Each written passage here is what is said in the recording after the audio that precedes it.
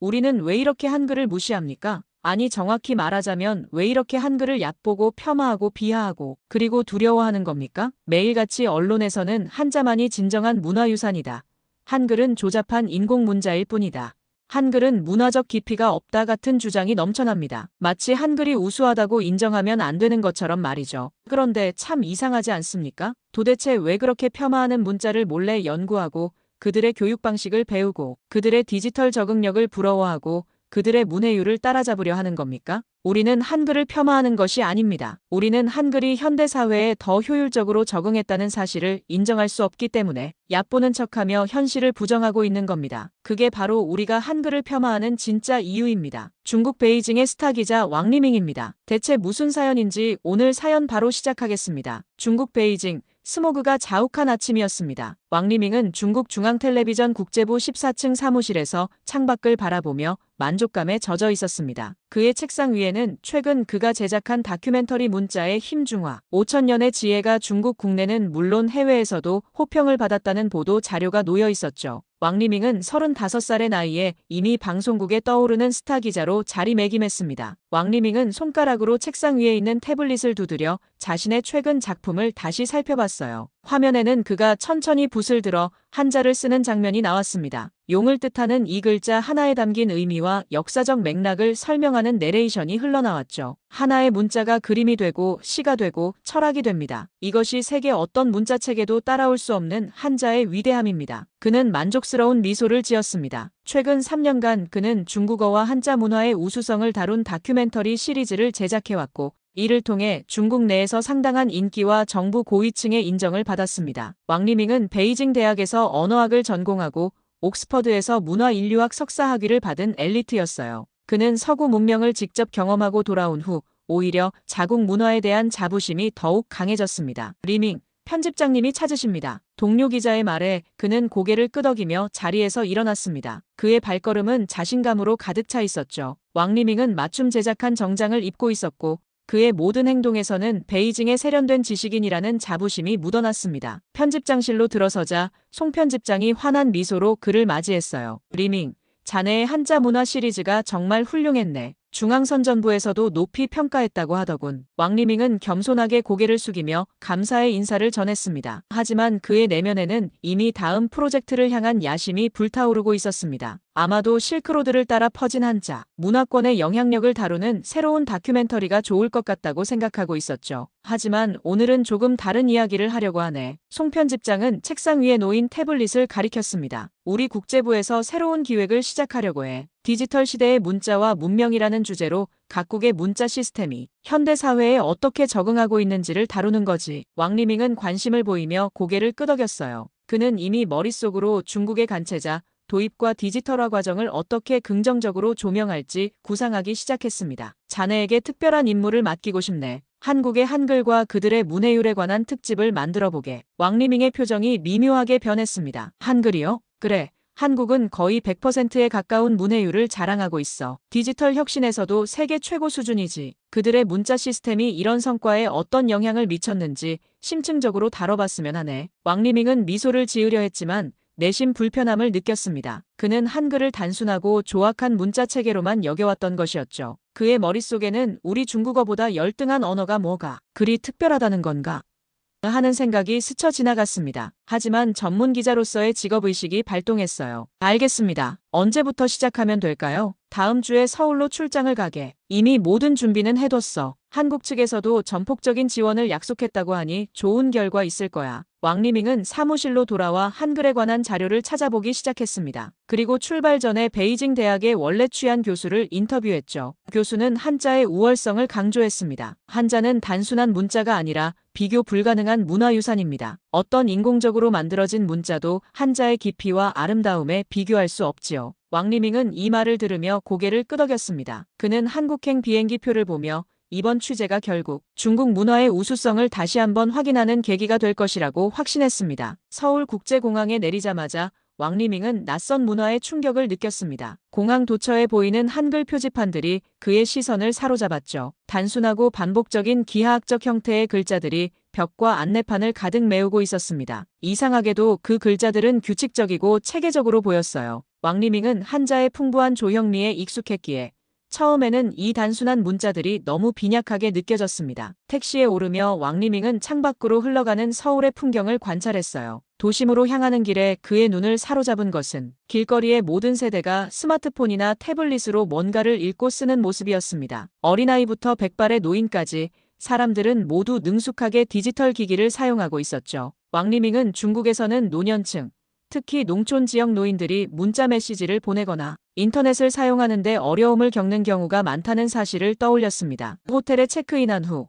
왕리밍은 다음 날 만날 서울대학교 언어학과 박지훈 교수에 대한 자료를 검토했어요. 박 교수는 한글의 과학적 원리와 디지털 시대 적응성에 관한 연구로 국제적인 명성을 얻고 있었습니다. 왕리밍은 자신이 준비해온 질문들을 다시 한번 확인했죠. 대부분 한글의 한계점과 단점을 드러내기 위한 질문들이었습니다. 그는 내심 이번 취재가 결국 한자의 우수성을 간접적으로 증명하는 기회가 될 것이라 기대하고 있었어요. 이튿날 아침 서울대학교 캠퍼스에 도착한 왕리밍은 예상치 못한 상황에 놀랐습니다. 박 교수가 유창한 중국어로 그를 맞이한 것이었죠. 더욱 놀라운 것은 박 교수의 연구실 책장에 중국 고전과 언어학 서적들이 가득했다는 점이었습니다. 박 교수는 한자와 한글 모두에 깊은 조예가 있는 학자였어요. 인터뷰가 시작되자 왕리밍의 편향된 질문들에도 불구하고 박 교수는 침착하게 한글의 창제 원리와 과학적 체계성을 설명했습니다. 한글이 단순히 소리를 표기하는 문자가 아니라 발음기관의 모양을 본떠 만든 과학적 문자라는 설명에 왕리밍은 처음으로 흥미를 느꼈어요. 자음과 모음의 결합 원리, 음절 단위로 모아 쓰는 방식, 논리적인 체계성 등은 그가 이전에 알고 있던 한글의 이미지와는 사뭇 달랐습니다. 특히 박 교수가 세종대왕의 한글 창제 목적에 대해 설명할 때 왕리밍은 깊은 인상을 받았어요. 백성들이 쉽게 배우고 사용할 수 있는 문자를 만들어 지식과 정보에 대한 접근성을 높이려 했다는 이야기는 문자가 가진 사회적 기능과 책임에 대해 생각해보게 했습니다. 왕리밍은 자신이 그동안 문자의 예술적, 문화적 가치만을 강조해왔다는 것을 깨달았죠. 대화가 진행될수록 왕리밍은 점점 더 많은 질문을 하게 되었습니다. 그의 질문은 더 이상 한글의 단점을 찾아내려는 의도가 아니라 진정한 호기심에서 비롯된 것이었어요. 박 교수는 이러한 변화를 알아차리고 미소를 지었습니다. 박 교수는 왕리밍에게 직접 한글을 배워보는 것이 어떻겠냐고 제안했어요. 일주일간의 속성 과정을 통해 기본적인 읽기와 쓰기를 익힐 수 있을 거라고 했죠. 왕리밍은 잠시 망설였습니다. 그는 이미 5개 언어를 구사할 수 있는 언어 전문가였지만 한글에 대해서는 여전히 편견이 있었어요. 하지만 직업적 호기심과 취재의 완성도를 위해 그 제안을 받아들이기로 했습니다. 다음 날부터 왕리밍은 서울대학교 언어교육원에서 한글 학습을 시작했어요. 처음에는 자존심이 상하기도 했습니다. 중국 국영방송의 스타 기자가 초등학생도 배우는 기초적인 문자를 배우고 있다니 스스로도 우스꽝스럽게 느껴졌죠. 하지만 그런 감정은 오래가지 않았습니다. 첫날 그는 한글의 기본 자음과 모음 20개를 배웠어요. 놀랍게도 각 글자의 모양과 소리 사이에는 명확한 연관성이 있었습니다. 이것은 한자와는 완전히 다른 접근 방식이었죠. 왕리밍은 자신도 모르게 흥미를 느끼기 시작했습니다. 두 번째 날에는 자음과 모음을 결합하여 음절을 만드는 방법을 배웠어요. 세 번째 날 그는 이미 간단한 단어와 문장을 읽을 수 있게 되었습니다. 왕리밍은 자신의 진전 속도에 놀랐습니다. 오랜 시간 학습해도 완전히 습득하기 어려운 한자와 달리 한글은 논리적 체계를 이해하면 빠르게 습득할 수 있었죠. 이것은 그의 세계관에 작은 균열을 만들기 시작했어요. 혹시 그가 지금까지 믿어온 중국어의 절대적 우월성의 의문을 제기해야 할지도 모른다는 생각이 들었습니다. 학습 넷째 날 왕리밍은 한국의 한 초등학교를 방문해 아이들이 문자를 배우는 과정을 관찰했어요. 6살 아이들이 이미 쉽게 글을 읽고 쓸 수 있다는 사실이 놀라웠습니다. 이는 중국에서 아이들이 기본적인 한자를 익히는데 몇 년이 걸리는 것과는 큰 대조를 이루었죠. 그의 마음속에서는 점점 더 많은 질문들이 생겨났습니다. 언어와 문자가 국가 발전과 교육에 미치는 영향은 무엇일까? 높은 문해율이 디지털 혁신과 경제 발전에 어떤 기여를 할까? 그리고 가장 중요한 질문.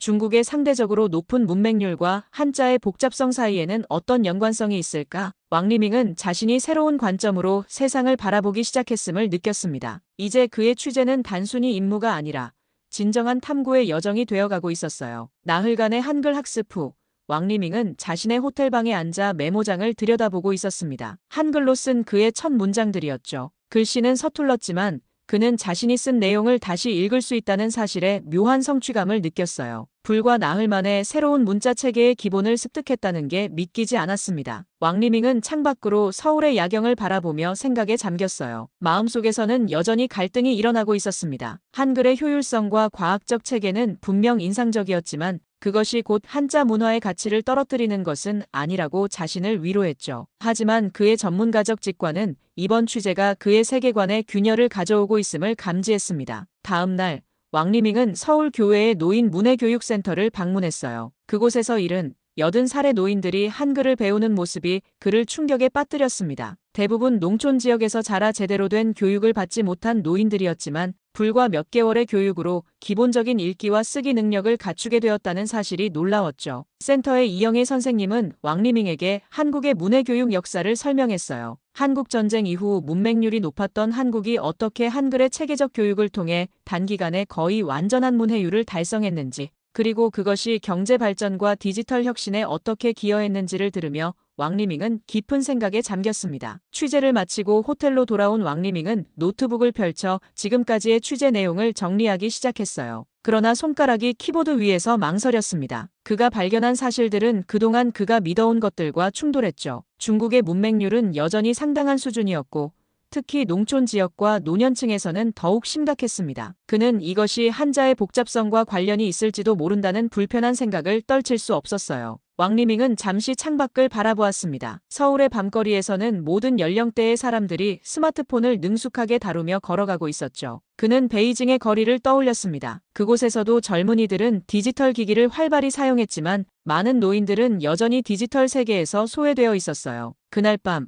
왕리밍은 오랜만에 베이징에 있는 할머니에게 전화를 걸었습니다. 글을 읽지 못하는 할머니는 항상 문자 메시지 대신 음성 통화만 사용했죠. 통화를 마치고 그는 생각했습니다. 만약 중국이 좀 더 쉬운 문자 체계를 가졌다면 할머니의 삶은 어떻게 달라졌을까? 다음 날 아침 왕리밍은 서울대학교에 다시 방문하여 박 교수와 심층 인터뷰를 진행했어요. 이번에는 좀 더 솔직한 질문들을 던졌습니다. 한글이 한국의 디지털 혁신에 실제로 어떤 영향을 미쳤다고 생각하십니까? 문자의 용이성과 국가 발전 사이에 상관관계가 있다고 보십니까? 박 교수의 대답은 신중했지만 명확했습니다. 접근하기 쉬운 문자 체계는 정보 민주화에 기여하고 이는 결국 사회 전체의 발전 속도를 가속화한다는 것이었죠. 왕리밍은 이 말을 듣고 깊이 생각에 잠겼어요. 그가 지금까지 자랑스럽게 여겨온 한자의 복잡성과 깊이가 역설적으로 일반 대중의 정보 접근성을 제한하는 장벽이 될 수도 있다는 생각이 들었습니다. 호텔로 돌아온 왕리밍은 다큐멘터리의 초안을 작성하기 시작했습니다. 그의 손가락은 키보드 위를 망설임 없이 움직였고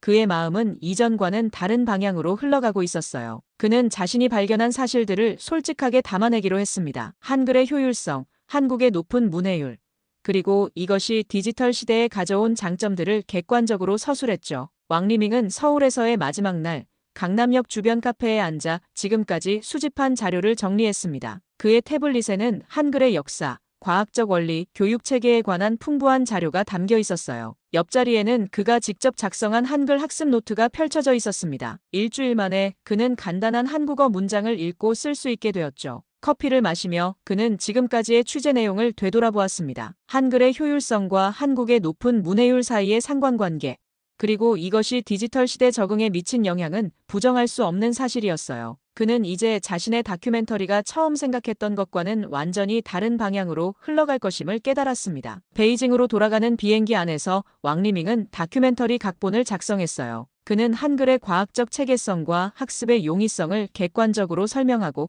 이것이 한국의 거의 완벽한 문해율 달성에 어떻게 기여했는지 분석했습니다. 그리고 대담하게도 중국의 상대적으로 높은 문맹률과 복잡한 한자 체계 사이의 연관성에 대해서도 언급했죠. 왕리밍은 자신의 글을 읽어보며 한숨을 내쉬었습니다. 이 내용이 방송된다면 어떤 반응이 있을지 걱정되었어요. 하지만 그는 기자로서 진실을 보도해야 한다는 직업적 사명감을 느꼈습니다. 게다가 그가 제안하려는 결론은 한자의 가치를 부정하는 것이 아니라 디지털 시대에 맞는 언어 교육의 혁신을 모색하자는 것이었죠. 베이징에 도착한 다음 날 왕리밍은 편집장에게 다큐멘터리 초안을 제출했습니다. 그의 예상대로 송 편집장의 표정은 점점 굳어갔어요. 리밍, 자네가 무슨 생각으로 이런 내용을 담았는가? 우리 문화의 자부심인 한자를 폄하하는 것처럼 보일 수 있네. 왕리밍은 침착하게 자신의 취재 결과를 설명했습니다. 한글의 효율성을 인정하는 것이 한자의 문화적 가치를 부정하는 것은 아니라고, 오히려 디지털 시대에 맞는 언어 교육의 혁신을 통해 중국의 문해율을 높이고 정보 격차를 줄일 수 있다고 강조했어요. 하지만 송 편집장은 완강했습니다. 이 내용은 수정이 필요해. 한글의 효율성보다는 한자의 문화적 가치와 깊이에 더 중점을 두게. 그리고 중국의 문맹률에 관한 부분은 삭제하는 게 좋겠어. 왕리밍은 사무실로 돌아와 고민에 빠졌습니다. 그는 자신이 발견한 사실들을 그대로 전달하고 싶었지만 동시에 자신의 커리어와 방송국과의 관계도 고려해야 했어요. 밤늦게까지 생각한 끝에 그는 타협점을 찾기로 결심했습니다. 한글의 효율성과 한국의 성공 사례는 객관적으로 전달하되 중국의 문맹률에 관한 직접적인 언급은 줄이고 대신 미래지향적인 교육혁신의 필요성을 강조하기로 했죠. 하지만 다음 날 그가 수정된 원고를 제출하려 할 때 더 큰 문제가 발생했습니다. 중앙선전부에서 파견된 관리가 방송국에 와 있었고 그의 다큐멘터리 기획에 대해 중국 문화의 우수성을 훼손할 우려가 있다며 전반적인 재검토를 요구했다는 소식이었어요. 왕리밍은 책상에 앉아 창밖을 바라보았습니다. 베이징의 스모그 낀 하늘이 그의 마음처럼 흐릿했어요. 그는 자신이 중대한 기로에 서 있음을 느꼈습니다. 진실을 위해 싸울 것인가 아니면 안전한 길을 택할 것인가. 그의 머릿속에서는 서울에서 만난 노인 문해교육센터의 모습,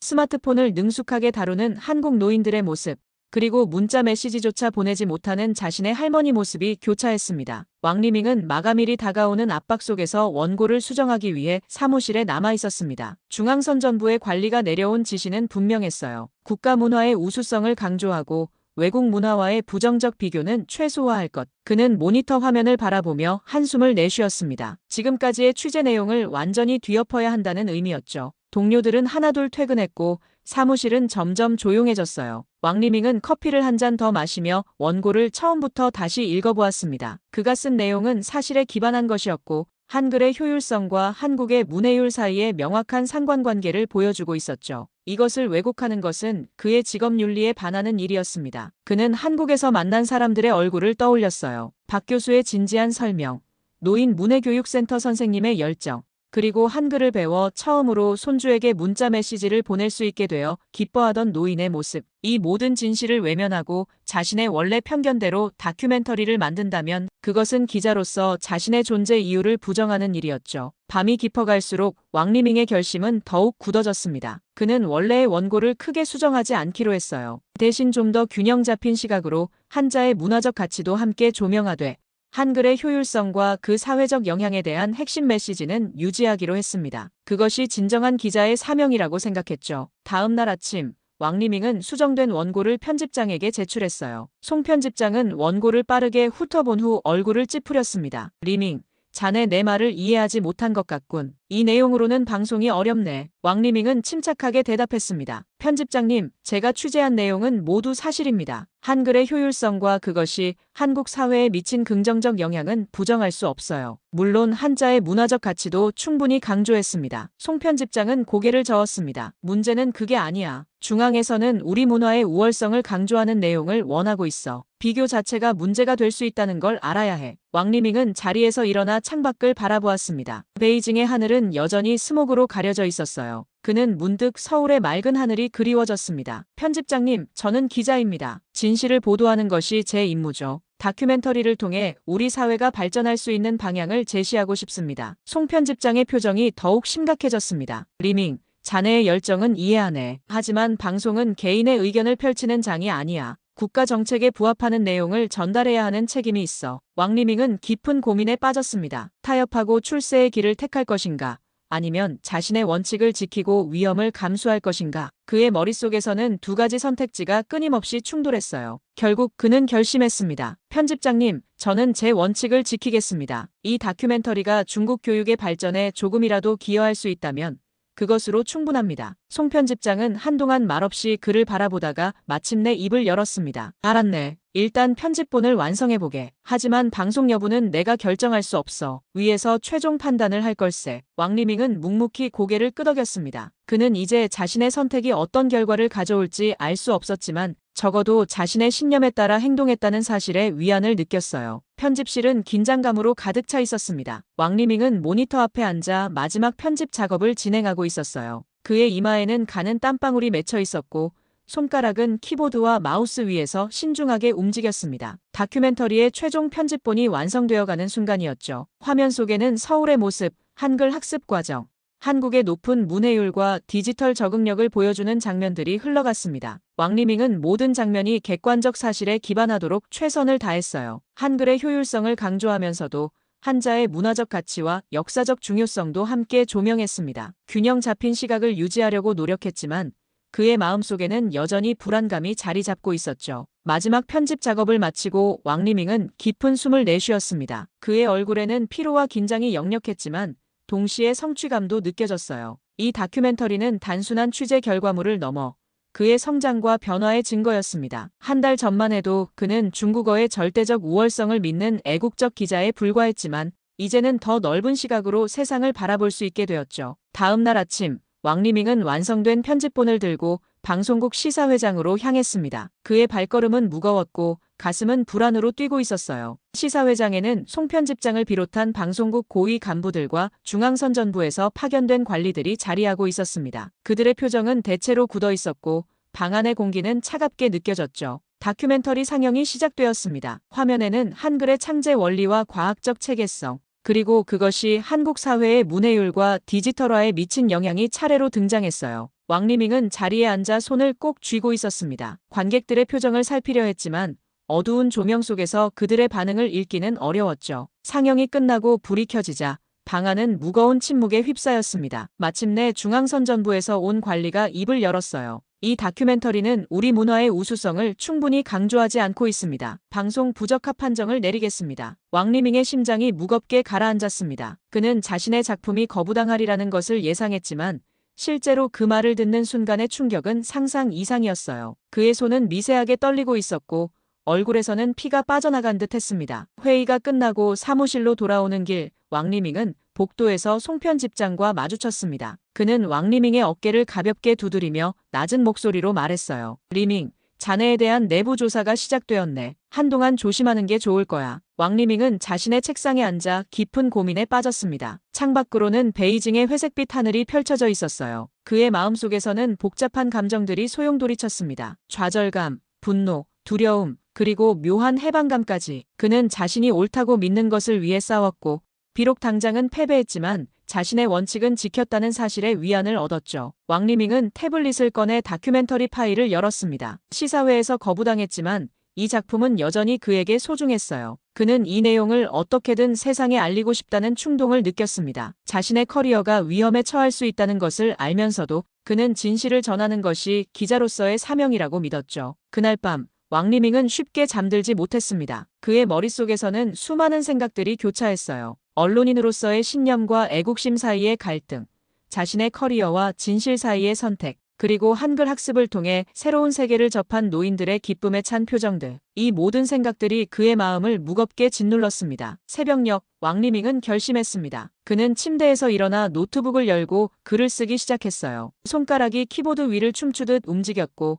머릿속에 있던 생각들이 물 흐르듯 화면에 옮겨졌습니다. 디지털 시대의 문자와 교육 한글에서 배우는 교훈이라는 제목의 에세이였죠. 창밖으로 베이징의 여명이 밝아오고 있었습니다. 스모그에 가려 흐릿한 해가 떠오르는 모습이 그의 현재 상황과 묘하게 겹쳐 보였어요. 빛은 있지만 온전히 비추지 못하는, 진실은 알지만 제대로 전하지 못하는 답답함이 그의 가슴을 짓눌렀습니다. 왕리밍은 며칠간 방송국에 출근하지 않았습니다. 그의 다큐멘터리가 방송 부적합 판정을 받은 이후 그에게는 휴식이 권고되었기 때문이죠. 그는 이 시간을 에세이 시리즈 작성에 활용했어요. 한글의 과학적 원리, 문해 교육의 중요성, 디지털 시대에 필요한 정보 접근성에 관한 글들을 차례로 완성했습니다. 고민 끝에 그는 이 글들을 자신의 개인 소셜미디어 계정에 올리기로 결심했습니다. 직업을 잃을 위험이 있다는 것을 알면서도 그는 이 정보가 중국 사회에 필요하다고 믿었어요. 첫 번째 에세이를 올리는 순간 그의 손은 미세하게 떨렸지만 마음은 이상하게 평온했습니다. 예상치 못했던 일이 벌어졌습니다. 그의 글은 중국 내 젊은 교육자들과 기술 전문가들 사이에서 빠르게 퍼져나갔어요. 많은 이들이 그의 분석에 공감하며 지지 메시지를 보내왔습니다. 특히 농촌 지역 교육에 관심 있는 사람들과 디지털 격차 해소를 위해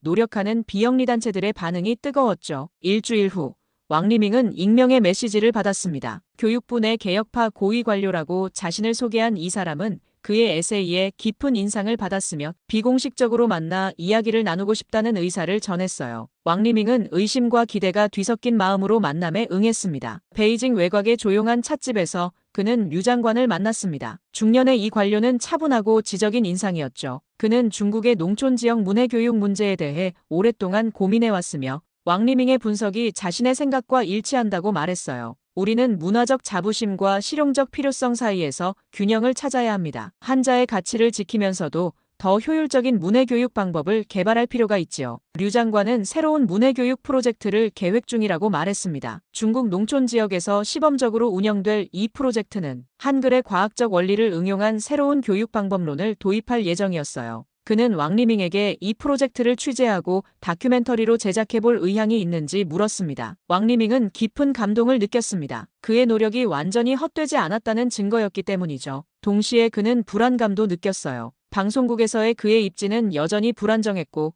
이런 프로젝트를 맡을 수 있을지 확신이 없었습니다. 류 장관은 그의 고민을 이해한다는 듯 미소 지었습니다. 걱정 마세요. 이 프로젝트는 국가 주도의 교육혁신 사업으로 진행될 겁니다. 당신의 전문성과 열정이 필요합니다. 왕리밍은 집으로 돌아오는 길에 하늘을 올려다보았습니다. 드물게도 베이징의 하늘이 맑아 별들이 보였어요. 그는 문득 서울에서 보았던 밤하늘이 떠올랐습니다. 그때 느꼈던 낯선 세계에 대한 호기심과 두려움. 그리고 이제는 그 경험이 가져온 자신의 변화까지 모든 것이 의미 있는 여정의 일부였다는 생각이 들었죠. 왕리밍의 핸드폰이 울렸습니다. 송 편집장이었어요. 그의 심장이 빠르게 뛰기 시작했습니다. 앞으로 어떤 일이 펼쳐질지 그는 알 수 없었습니다. 왕리밍, 복귀해주게. 송 편집장의 목소리는 의외로 따뜻했습니다. 상황이 바뀌었네. 교육부에서 새로운 프로젝트를 진행한다고 하더군. 디지털 시대의 문해력이라는 다큐멘터리 시리즈를 우리 방송국에서 제작해달라는 요청이 왔어. 왕리밍은 한동안 말을 잇지 못했습니다. 류 장관이 그를 위해 물밑 작업을 한 것이 분명했어요. 그는 감사함과 안도감이 뒤섞인 복잡한 감정을 느꼈습니다. 3개월 후 왕리밍은 후난성의 작은 마을에 있었습니다. 그는 한글의 원리를 응용한 새로운 문해교육 시범 프로그램을 취재하고 있었어요. 프로그램에 참여한 노인들이 몇 주 만에 기본적인 읽기와 쓰기를 배우는 모습은 감동적이었습니다. 특히 70살 된 리아주 할머니가 처음으로 손자에게 문자, 메시지를 보내는 순간을 카메라에 담았을 때 왕리밍의 눈시울이 뜨거워졌죠. 이 프로그램 덕분에 제 인생이 바뀌었어요. 이제 손자와 대화할 수 있고 스마트폰으로 정보도 찾을 수 있게 되었으니까요. 할머니의 눈에는 기쁨의 눈물이 고여 있었습니다. 다큐멘터리는 중국 전역에서 큰 반향을 일으켰습니다. 문화의 우수성을 지키면서도 실용적인 교육 혁신을 이루는 새로운 비전을 제시했기 때문이에요. 왕리밍의 이름은 다시 한번 주목받게 되었고 이번에는 교육혁신의 선구자로서였습니다. 어느 날 저녁 베이징 사무실에서 늦게까지 일하던 왕리밍은 한글로 쓴 메모를 발견했습니다. 박 교수가 보낸 축하 메시지였어요. 그는 미소를 지으며 한글로 답장을 썼습니다. 아직 서툴지만 이제 그는 두 개의 세계를 이해할 수 있게 되었죠. 창밖으로 베이징의 밤하늘을 바라보던 왕리밍은 자신의 여정을 돌아보았습니다. 처음에는 단순한 취재 임무였던 것이 그의 인생을 완전히 바꿔놓았어요. 그는 이제 언어가 단순한 문화적 자부심의 대상이 아니라 사람들의 삶을 변화시키는 도구임을 깨달았습니다. 그의 책상 위에는 다음 프로젝트 계획서가 놓여 있었습니다. 디지털 시대의 문자와 교육 전통과 혁신의 조화. 왕리밍은 이제 한자의 아름다움과 한글의 효율성, 두 세계의 가치를 모두 이해하고 존중하게 되었습니다. 그리고 이 경험을 통해 그는 더 나은 미래를 위한 변화의 씨앗을 심고 있었습니다.